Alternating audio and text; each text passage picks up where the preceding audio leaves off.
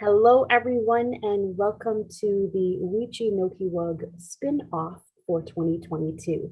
My name is Heather McIntyre, and I am here in our new segment called Voices of Change, Cultivating the Threads of the Future. We were blessed to have 15 weeks last year of launching our program, which is empowering mainstream organizations to build safer spaces and environments for Indigenous peoples. And the feedback that we got from that program is that you wanted to learn more. And so this is our way of sharing more, of connecting, and of really raising the vibration and the voice of community and all its peoples. So with me here today, I have the wonderful Leah Lalonde, who is part of our Mama Way, Ridawin, and Bannock counseling and wellness team. So hi, Leah, how are you? Hello, I'm doing very well. Thanks for having me. Awesome. Thank you for being here. So, what I want to start with, Leah, is you telling us a little bit about you. Who is Leah? What's your why? What's your what makes up who you are? Okay. Yeah, that's a big question. So, as you mentioned, my name is Leah Lalonde, and I'm a member of the Mama Way Counseling and Wellness team.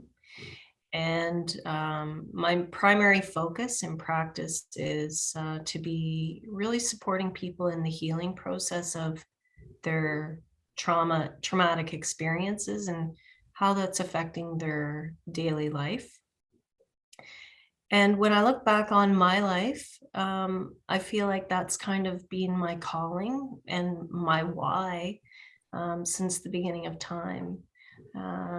I was born and raised in this area, so we're in Simcoe, Muskoka. I currently am living in the Horseshoe Valley area, also close to my home where I grew up, spending the majority of my time on my grandparents' farm there, and spending my summers in Timmins, South Porcupine, with my father's family.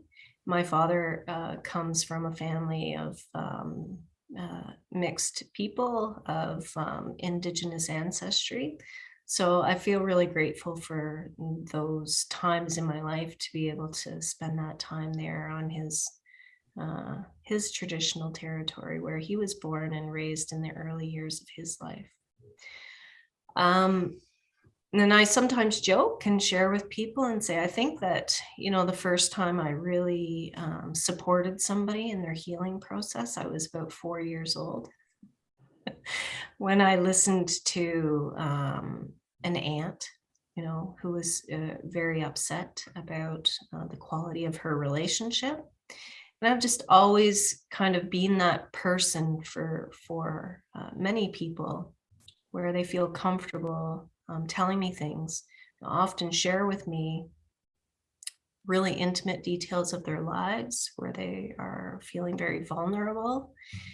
And some afterwards will say, I'm not even sure why I told you that. I don't even know you, but I just feel very comfortable.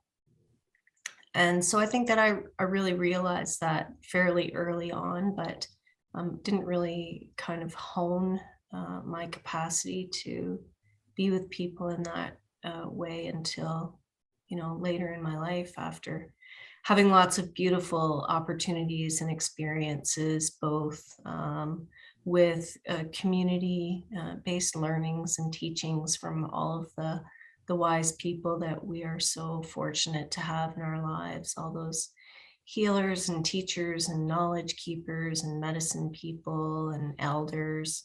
And then, of course, I've had many non-Indigenous teachers and influences and experiences and education that have been incredibly impactful on my life. And I'm just at that stage now where I realize that that's what I'm supposed to be doing, and that's what I do. And a little bit beyond the interpersonal or one-to-one relationships is that I believe that some of my why is about changing systems. So in my career, I've done a lot of systems level change, work, influence to really help people understand the importance of equitable access to services, ensuring that services are trauma informed, so that we're not often re-traumatizing and pathologizing people, shaming and blaming people for their own hurt and what they bring. And then beyond that, of course, looking at how mainstream organizations serve the Indigenous community, and how the mainstream systems are, they're colonial systems. They were developed by and for non-Indigenous people, and then became the dominant kind of force and the only access to services, whether that be medical or educational or legal. It's all based on those colonial concepts, which are difficult to navigate, I find, for the general population, So but true. excessively so for, Indigenous community members. Absolutely. And that's probably one of the biggest things that comes up inside of the Wijinokiwag program is that unlearning piece, that wanting to understand. And sometimes the shock that this system, that the Western system that we've all come to know and realize and call, for lack of a better word, the one, is not really the one. It has its place. It has some great shares, but when we look through this two-eyed lens and seeing both of this, then we have a huge opportunity to create that wholeness again, to this fragmented side. That's probably one of the most frustrating pieces for me.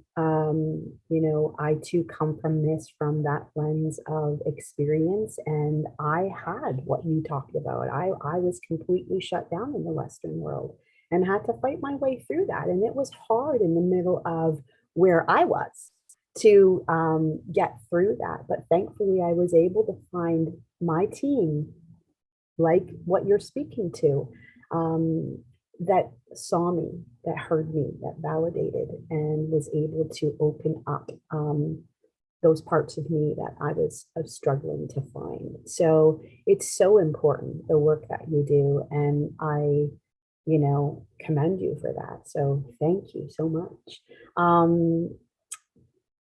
Your spark, your desire. I've only had the opportunity of knowing you for a few months now in my time here with Mama Way, but you're such a huge advocate, and you're bringing that awareness and that change that happens, and that's why it was so important to have you here kicking off our Voices of Change first session. So I appreciate that, Leah, fully. What, from your professional seat right now, are you seeing in community that needs to, be made aware of, or what kind of things can you bring forward that we need to work on?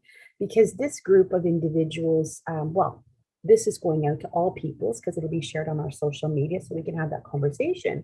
But you being on the ground, and hearing those stories and those voices, what do we need to be doing differently? How do we continue to move that change meter forward, to start to really create these foundations that will benefit everyone? Mm-hmm.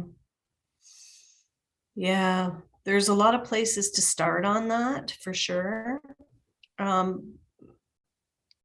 One thing that really quickly comes to mind is really becoming aware of the power imbalances in that, sometimes when we're working within a certain organization or a position, it's really important for practitioners, service providers, whoever they are, to recognize that almost inherently there is a power imbalance within the relationship already. And we, as systems, within the systems, it's not uncommon to hear a lot of the language that we want to hear, like meeting people where they're at, every door is the right door, all of those, they're words. But to truly, fully be able to 100% let go of power or your perceived perception of what power is within a relationship, and to share power in a healthy way, I think is essential. We can't help people if we're not going to empower them, and that means sharing space, creating ethical space. Even within the context of our relationships, I know that inherently, when people are coming to access services and, quote unquote, looking for help, I'm already in, a little bit of a place of power. So I have to really be very aware about that and set a different type of energy vibration, that right from the very beginning, that this isn't about me telling you what to do. This is about relationship and how we share the power, and you become empowered through this process, and whatever you bring is completely okay. Wow. And those are definitely the words that we speak to inside of the Ouija Noki Web program. And what comes back from the feedback, so the community, was just that understanding of that they didn't really truly realize how much power they were holding. So for you to bring up, to be, one of the most important pieces to kind of check ourselves. I use inside of the program, what's the sign on your bus? What are you telling the world? That was gifted to me several years ago from, someone, a therapist that I had this great relationship to. But it's a reminder to me all the time of checking myself, of making sure that, the playing field is equal, and that I'm providing that space so that people can come together. Because the reality, Leah, is that probably most of the population, in some way, shape, or form, is coming in from a wounded lens. And they are really, depending on the story that has led them here, it's going to dictate what's happening. And when we're dealing with the Indigenous community, that story is so deeply impacted on generational levels from the traumatization of colonization, that you almost have to unpack, pieces of that first before you can even get to. So, in your practice, or as a practitioner in the area, what are some of the things that maybe you could recommend to, let's say, just a mainstream partner that's out there that is trying but coming up against a roadblock with working with an individual in helping them to find that space? Is there anything that you could share with us about that? When you say helping them to find that space, can you expand a little bit? Yeah, find that space so that they're coming in and not feeling that sense of power, right? So what could we suggest? What is a tool, or what is it that you use, when you're meeting somebody, just to give people examples? Because the other side of this, and the reality is that we do have a lot of practitioners that only know the Western lens, right? They're only viewing, this is what we've all learned. And we all know that in life, it's hard to unlearn some things because that's what's been ingrained, right? So it's not saying that it's bad. It's just saying that how is it, I propose, how are you going to shift or pivot to allow that transfer to happen? So any tips you could give to somebody that is just trying and is so passionate but running up against? Yeah. One is know yourself. Like, who are you and how do you show up to relationship? Yeah. Understanding how you function in relationship is key, because relationship is the foundation for any kind of meaningful, powerful, purposeful interaction. Whether relationships happen all day long, like even if I, go to an organization and I meet the receptionist, that's the beginning of a relationship right there. And so if I don't know how I'm being perceived, how I may be perceived, if I don't know myself, then I can't really have an understanding of how I may be perceived. So say, for instance, and you talked about my spark earlier. So I'm pretty aware of, the energy that I carry, and I'm very responsible with that, because I want to be creating safe spaces all the time for people to feel safe. However, every once in a while, energy needs to come up. And when energy starts to come up inside me, I need to be able to know how to direct that. I don't want it just to be going off anywhere all over the place. And what happens is, when we aren't aware of how our energy moves in the body and how we, send it out, it's often going out in ways that can potentially hurt people. And if it doesn't necessarily hurt people, long term, what it can do is slow down the development of the relationship or thwart the connection.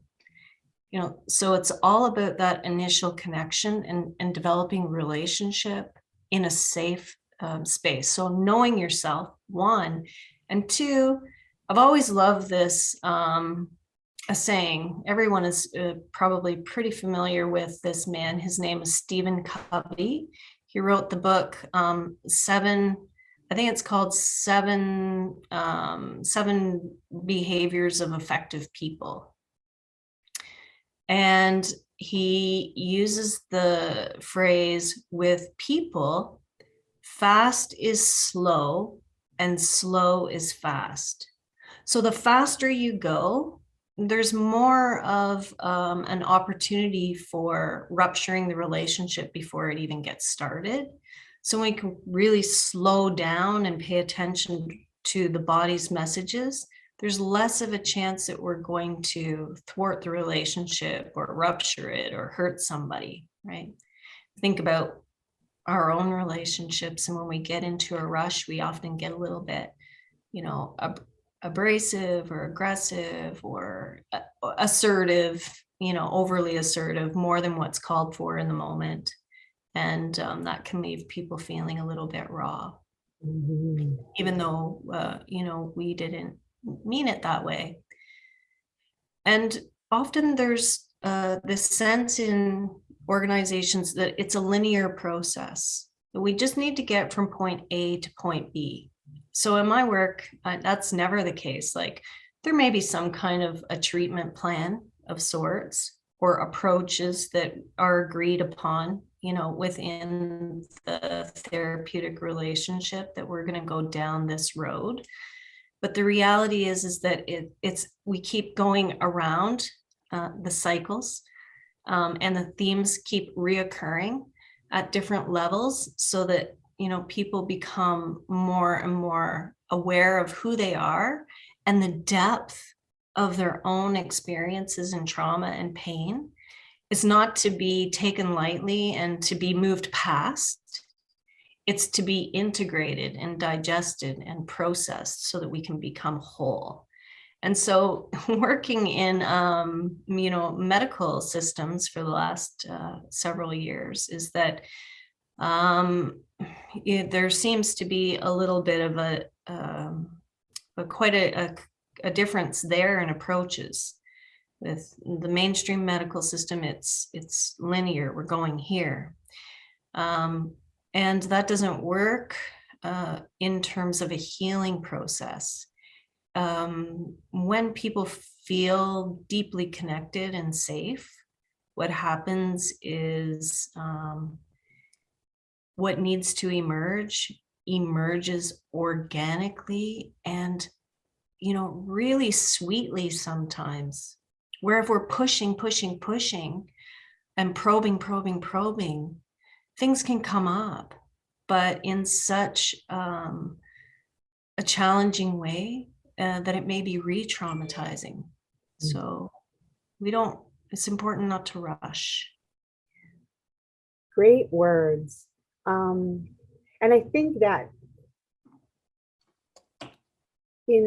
from that linear perspective, I mean, we know there's a lot of pressure, especially right now in the situation that we're in, and you want to get to these people, and to every person on your list, or your inside of your what do you call it, your caseload. Geez, I'm having a moment. And you want to do right by them and best by them, but the reality is there's so much going on in this world right now, and really checking that as best you can and showing up in that place. I love the beauty that you speak to, in that you show up from that whole body experience. And I know a lot of practitioners do that. And I also do believe that that's also a learned ability as well too. The more that you're able to experience your own and get to know yourself more, it just helps to really build that and to create that container so that you can show up and be authentically there. And as I've said to some people before, if we go off the rails together for a moment over here, that doesn't mean that we're having a less than experience or it's a bad thing. It just means that we needed to go there. And so let's navigate our way back and come back here. And the fact that, for the longest time, and I can only ever always speak to my own experience, that I was being cared for under that linear perspective, that, Heather's not ticking the boxes, right? Heather's not meeting the objections and the milestones. And that made Heather even more inferior and defeated. And well, if I'm not even meeting their milestones, then what the hell am I showing up to do? How am I ever going to find myself? And it just amplified that loss, that disconnection, and that overwhelm. So to have you speak to, and to have, as I said, I did find my people. And we do find our people. You just keep asking the questions. You keep, you keep on keeping on, is what I'm going to say. Yeah. And you will find your people that you're meant to be with. And that whole body perspective is what's so important. Because we do feel things, we feel things. I walk into a store and I can feel the person that's right in front of me. I can feel the person beside me, right? That's a good thing. That's not a bad thing, right? But I think that, for a lot of people, and for a lot of us, we try to, I don't want to say,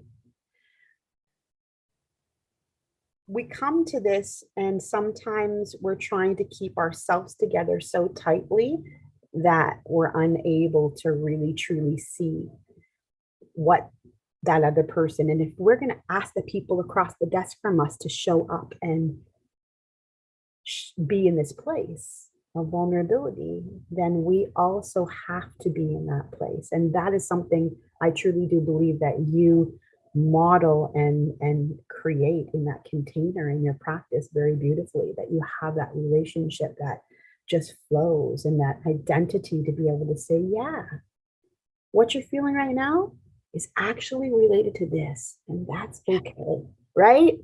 Because really, we learn, oh no, I must be losing my mind. I mean, that shouldn't be happening. I shouldn't be feeling that, because just the way that it was, right? So we are really truly, as humankind, evolving at a very rapid rate. And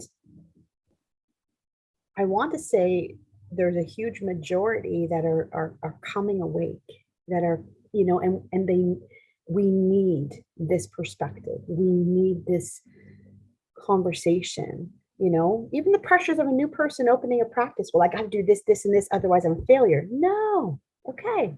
You got a bump in the road. So you keep going, right? And you build this authentic, beautiful collaboration, which everyone benefits from. So thank you for sharing that.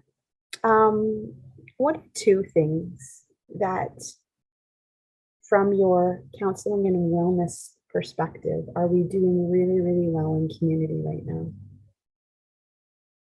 Mhm.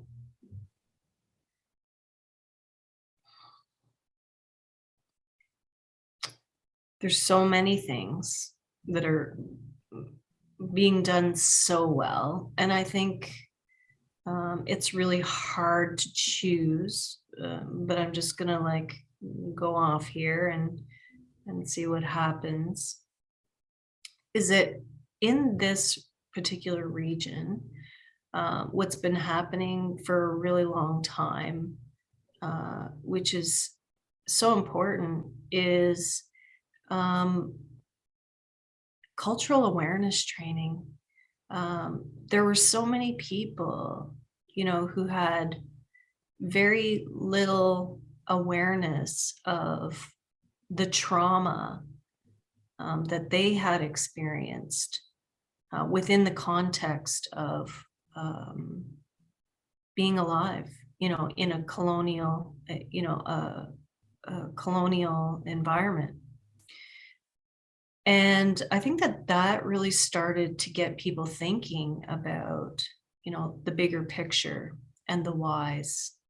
And that helped to kind of shift some of that internal narrative and dialogue from that deep shame base, and really allowed opportunity for people to feel good about reclaiming their identity as Indigenous people. Because for everyone, identity is a really important part of being whole and being well, no matter who you are. But if you come from, a community where you have been systematically discriminated against and traumatized, for hundreds of years, it's so pervasive that it's hard to figure out, right? It's hard to kind of start pulling those things away. So I think that's a really important place for people to have been starting. And then there was a lot of emphasis here too, from leadership organizations around bringing people in and really helping them to understand trauma. And bringing in, like, for many, many years, Bannock has been bringing in Jane Middleton Moss, who is like a world's leading expert on trauma and treating trauma.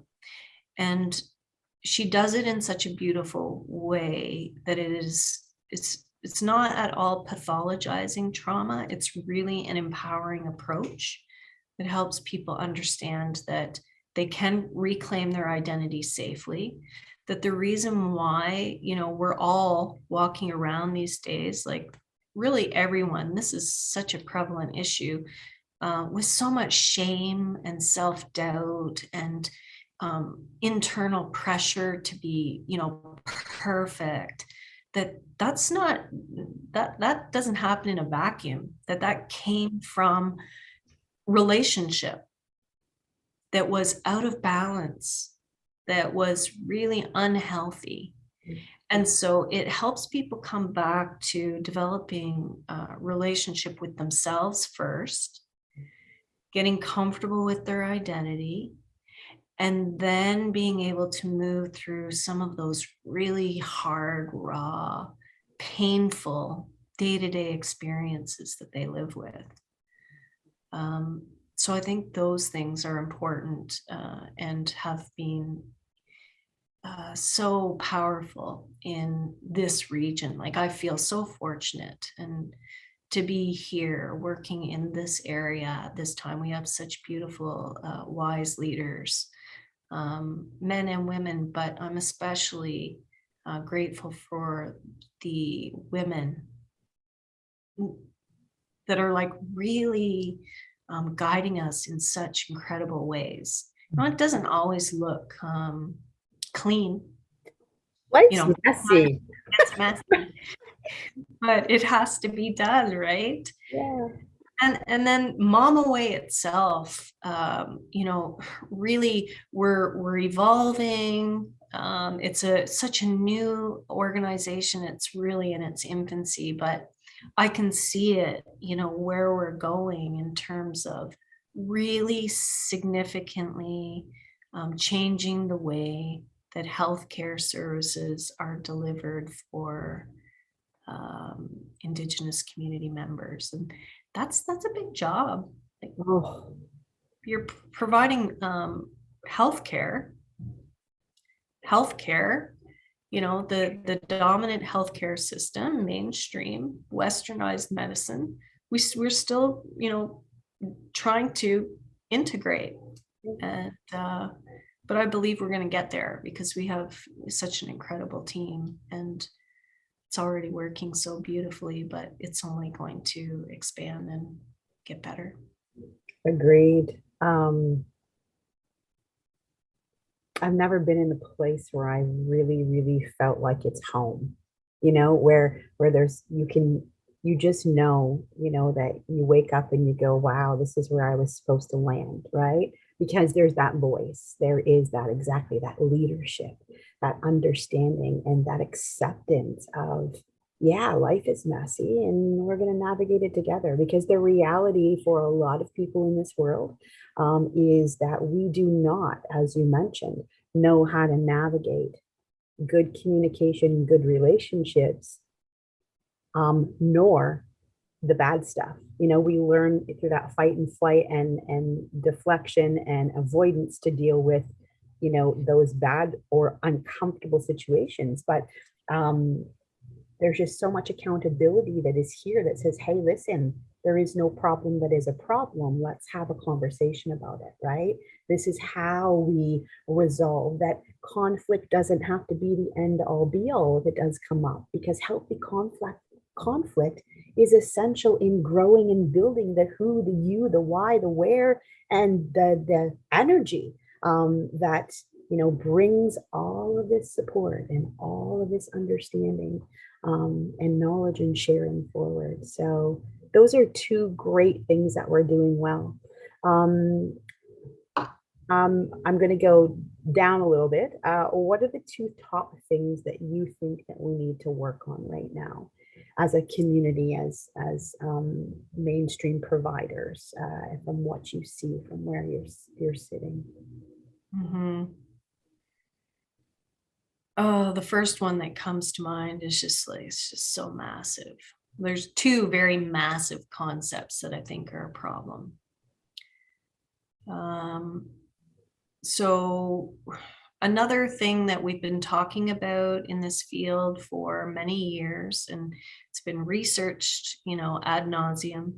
You don't need any more research. We're all very intelligent people, and we have a lot of common sense. We know is that people cannot heal or even begin to address trauma if the social determinants of health are not being met. And so we need really active, and we need legions of case managers to be coordinating services for people and working outside the box. Like, people need food. There's no point in referring somebody for therapy if they haven't eaten today. Often I do see people who haven't eaten, and then my time is about getting them food, which is okay. I don't mind doing that, but um, I think that we need more of an infrastructure around that. And sadly, in this particular time in history, I think that it's going to get a little worse before it gets better. So yeah, food, housing, really important to not overlook that. And it has to go on. There's a mindset sometimes that, well, don't enable people. They're becoming too dependent. And I think that's also a skill to really pay attention to, is what is intensive support and what is enabling. And I feel like over the years, I've really been able to hone that skill. I have a good intuitive sense about when somebody really needs that ongoing support and when it's okay to start teaching them about boundaries and self-sustainability and becoming independent and empowered. But if we cut that intensive support too short right from the beginning, we create a negative cycle where people can't really get that traction underneath them and become stabilized. Another thing that I even struggle with it, I struggle with it under the umbrella of the mainstream Western system, is the pathologizing of people. Is that, we sometimes look to the diagnosis, the framework, the labels, to figure out how we're going to work with people. Over the years, I've just realized everybody just needs to become embodied. So we're going to work on, really being present. I integrate a lot of mindfulness-based stress reduction, with cultural approaches layered in for people to really start to understand what it means to be present and to be embodied rather than walking through their lives dissociated.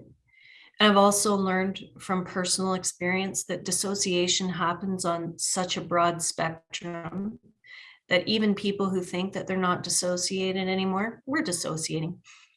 Yeah. It just doesn't look as obvious, but it becomes trickier.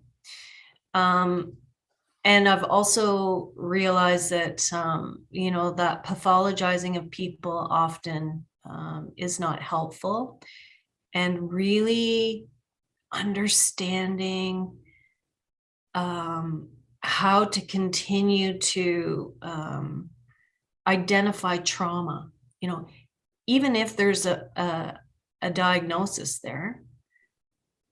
We'll say addictions, for instance. I will not refer to people as addicts. I won't overly refer to the addictions, but I keep going deeper down into the trauma. We know that trauma causes addiction. We know that stress causes illness, chronic disease, leads to chronic disease. So I'm just calling it what it is now, is trauma, and we're going to work on the trauma.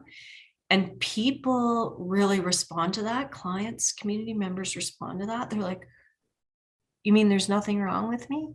Right. What happened? What happened to you? And that's where we go. Yeah. And such powerful words to share, and such an approach to take, because we're all humans, right? The reality is that something along the way has interrupted or scarred um, something in us. And then we're very intelligent. So we learn ways to go through that. But unfortunately, that loop is just still playing out. It's just, I often make reference to this even in my own community as saying, it's a different, it's the same ladder, a different rung, right? Like we're just constantly going through it. And, I know for me personally, again, because I can only speak to my own experiences, the moments that I was able to bring that awareness that you speak to, that whole body awareness. And believe me, it's an ongoing process. It's not just a one and done. I'm not sitting here today and going, woo, I'm 14 years out of my, situations and I'm perfect, because I'll tell you, I'm not. Right. I have my days, but the power, the personal power that I have in those moments, knowing when I am not doing well, that it's just a moment, and I apply my toolbox of all those things that I have and that have worked for me to see what I can do and remind myself, bring my breath back and say, okay, hey, wait a minute, you're out here again, right? Because I lived out there where you were talking, like, oh yeah, I'm going to disassociate and I'm going to be out here. And this is where I thought living was. Yeah. Knowing now it wasn't living at all, right? And so there are days where I'll say to my husband, good Lord, I don't know if I like that living or this living, right? Because it's this, it's definitely a teeter-totter experience, but it's my experience now. And it's my chapter and my opportunity to be who I am. And so I think the more and more, and again, you spoke to this beautifully throughout this, is that your approach and your gifts and lights bring that openness, that vulnerability to people to say, hey, listen, I'm shining a light. It's up to you to find your own light. I'm not going to fix you. I'm going to stand right here and I'm going to shine. And this is how we can do it. And then it becomes that engagement that happens. And that's really, really beautiful. And you're right. I think that that is part of the thing that sometimes we miss whenever we're starting new, whenever we're showing up every day. We talk to this inside of the program. On the first day, we do a couple of really intensive vulnerability exercises for the sole purpose that, hey, think about it this way for a minute, look at it from this perspective. And a lot of people have come out of it and said, you're right, I didn't realize I was bringing the guy that pulled in front of me and ticked me off at the garage, the step forward. And then I walked through the door and I was hammered with, now I've got to add this many more people to your caseload. And don't forget, we were squeezing in this meeting, and already you become this heightened being, right? And then you're going about your day trying to invite people into your vibrational field, saying, come on, we got time. But wait a minute, do we have time?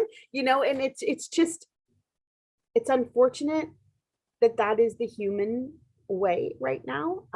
But this type of interaction and engagement and gift really helps to change that, to make people more aware. And that's what we need right now, especially in these times. We're all tired. As you've mentioned several times before, we have COVID fatigue for a lot of reasons, and anxiety, and it's just a hard place to navigate. So we need all of our tools, our emotional toolbox. That's what we need, right? To keep going. And relatability, one of the big differences between mainstream approaches to this type of work and Indigenous approaches is that it's okay to not be in a power seat. Like we know it's so much more effective and essential to be able to show that you're human. Yeah, I feel you. Yeah, I've been there. And I've seen light bulbs come on for people when I say, yeah, I've been there. And they're like, you have? It's like, yes, I have. And I'll walk you through it. I've already been there. Yeah. And And beautiful. that applies to this, what we're going through right now, right? So, when people are feeling, we have good days and bad days, and hopefully when we're having a really good day, we're able to be of some type of support for somebody who's struggling. And then maybe eventually, not within the professional context, but in the human to human context, where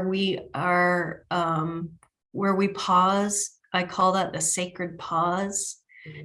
Just pause and relate to that person, do some perspective taking, that person who's overly anxious, or not overly, legitimately anxious about the state of, their life at this moment. So I think that's important too. It is so important. Um, I want to open this door before we close things out here today, to ask you about what are some of the things that you are currently involved in. What are some of the therapies that you that are close to your heart, that are passion, that drive your passion? Would you like to share a little bit about that? Wow, you've opened a door. I know. I love this door. Yeah. So I've mentioned a couple of times that I'm really I'm a total advocate of the somatic, like people being able to feel their bodies. Mhm. And so anything that anchors us in the body, I think, is really important.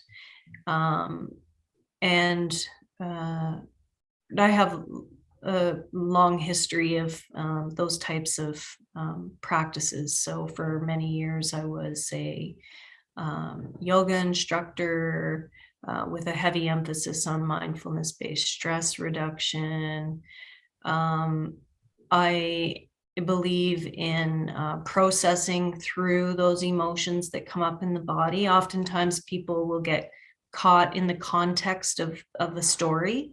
So I like decontextualization and moving people more into the feeling, because I really believe that it's in the feeling where the healing happens. So we can get stuck in this narrative therapy approach where people are telling their stories for many, many years, but not really ever seeming to move past that.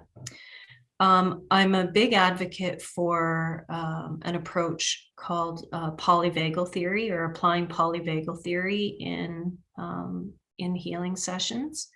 So it's based on the functioning of the vagus nerve, which is a nerve that runs through the whole body, and how that can really be empowering for people to become the owner and operator of their own nervous system, and really starting to learn about it. And also, I've really seen people light up when they have experiences with understanding that they can rewire their own brains.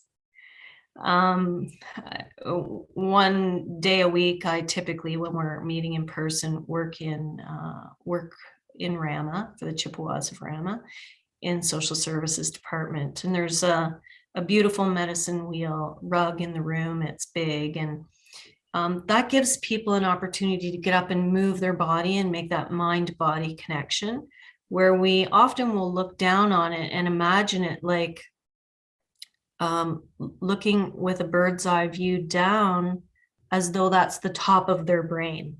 And then we apply cultural concepts regarding cycles of seasons, and how everything runs in a circular motion, just like our thoughts can get stuck in cyclical patterns. And that's because our brains have been wired, the synapses have fired so long that they've created neural pathways, and that's where things become compulsive and we can't seem to stop it. So really helping people understand that those things can be changed, that we can heal our neurological makeup, but we have to find ways to create new neural pathways. And by demonstrating that and walking that through around the medicine wheel and integrating teachings, people really embody it almost immediately.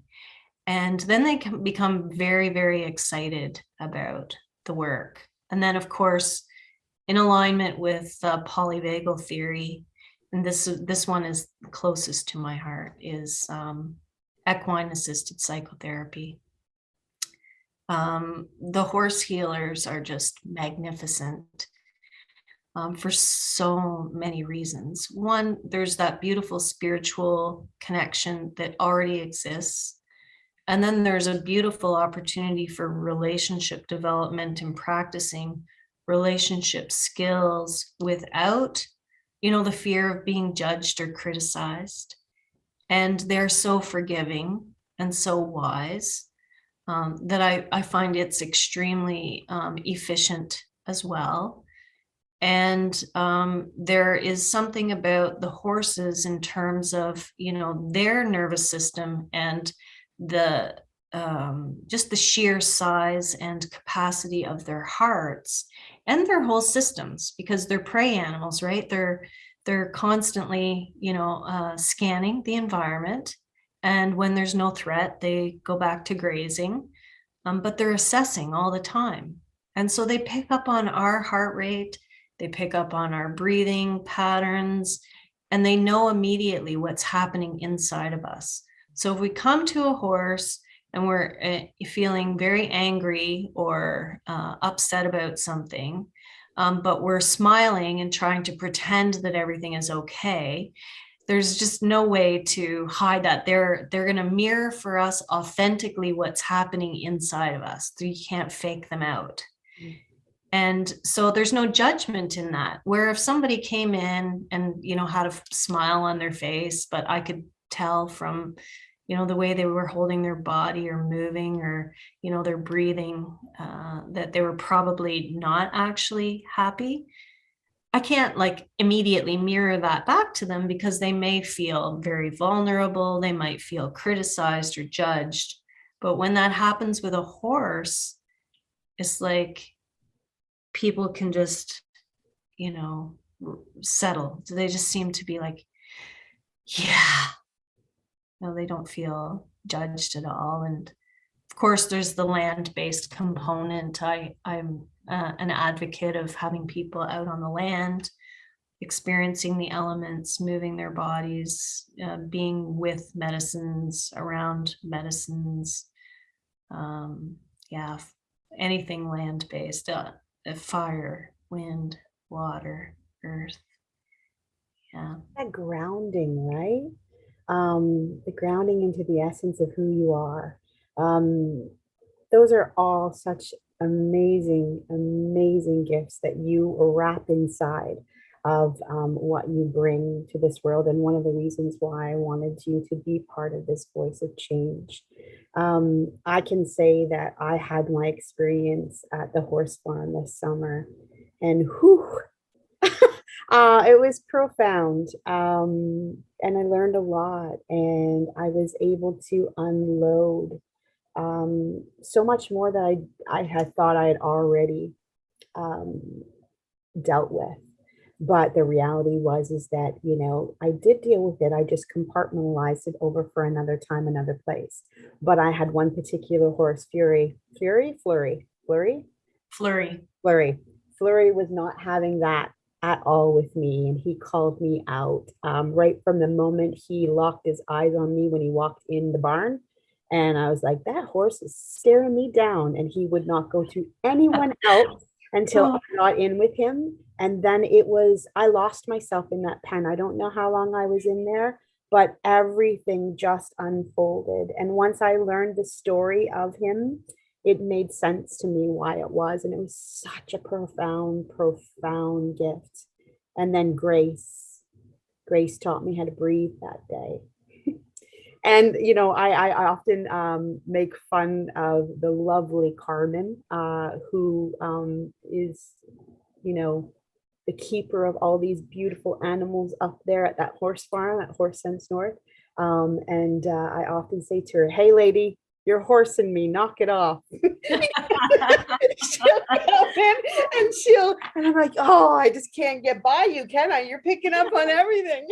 And she's like, I've never heard that before. I like that. I said, yeah, you just horsed me and I appreciate it. It reminded me because it was that signal, right?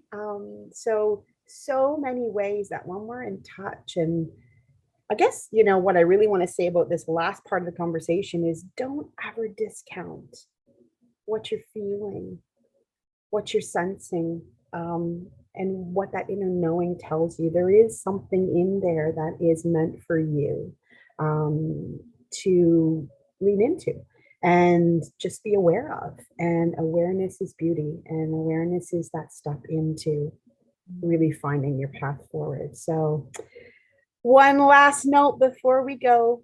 If you had one word or one wish to leave us with to carry forward into 2022, what would that be, Leah?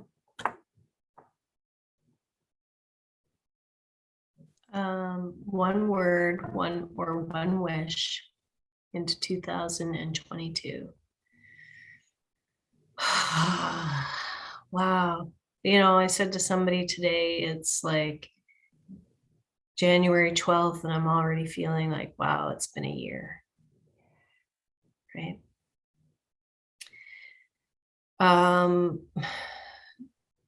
Connection. People need connection and depth of connection, not systems, strategic planning, words. We're doing this for, we're doing this for your own good.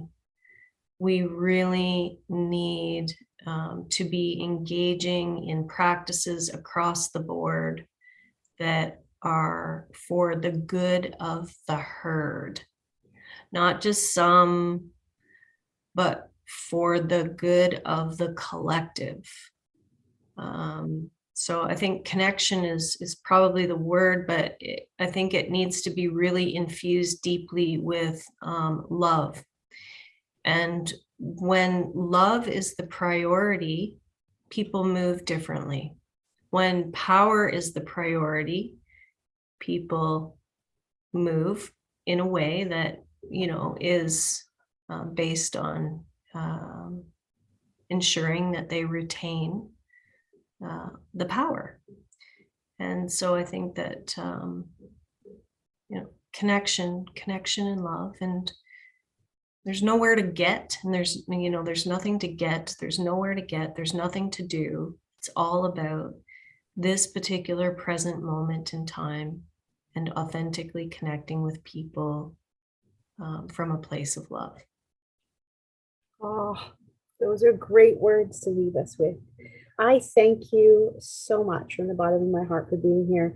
For each and every one of you out there, Leah is graciously going to be a part of our collaboration circle in February, where we will be focusing on intention. And hopefully you can share some of your gifts with us in there, maybe some practices, maybe we can do a little meditation or something inside of there.